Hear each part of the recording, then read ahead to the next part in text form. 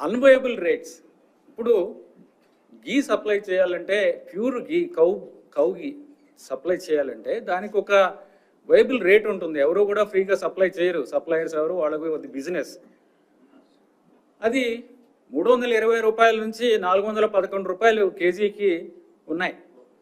అంత తక్కువ రేటులో ఎలా సప్లై చేస్తారు అనేది చూస్తే, ఎవరు కూడా ఆ రేటు చూస్తేనే మనకి ఇది ప్యూర్ గీ సప్లై చేయడం వీళ్ళు కాదు అనేది ఎక్స్పర్ట్స్ కూడా చెప్తున్నారు.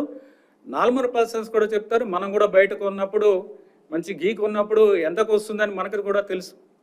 బయట ఎంత రేటుకి మనము ఎంత రేటు పెట్టాల్సి వస్తుంది క్వాలిటీకి కొనుక్కోవాలంటే మనకు కూడా తెలుసు. అలాంటిది అంత తక్కువ రేటుకి కొనడం వలన అక్కడే మొదటనే మనకి దెబ్బ. అంటే అంత తక్కువ రేటు పెడితే ఆల్మోస్ట్ మనము ఒక క్వాలిటీ మీద అంత అంటే కంట్రోల్ ఉండదు. వాడు ఇచ్చేది మనకి ల్యాబ్ లేదు, మన ఓన్ ల్యాబ్ లేదు, మనం బయటికి పంపించము, రేటే చాలా తక్కువ. ఈ 3 పరిస్థితుల్లో అసలు క్వాలిటీ గీ వస్తుందనేది రాదు అనేది అది చాలా స్పష్టంగా తెలుస్తుంది. ఎనివే, ఆ రీజన్స్ అనేది అనలైజ్ చేయడం జరిగింది. అనాలిసిస్ ఎందుకు చేసామంటే కరెక్టివ్ స్టెప్స్ తీసుకోవాలి, ఏం జరిగింది, ఎలా చేయాలి దాన్ని, అది చూస్తే ఈ విధంగా తెలిసింది.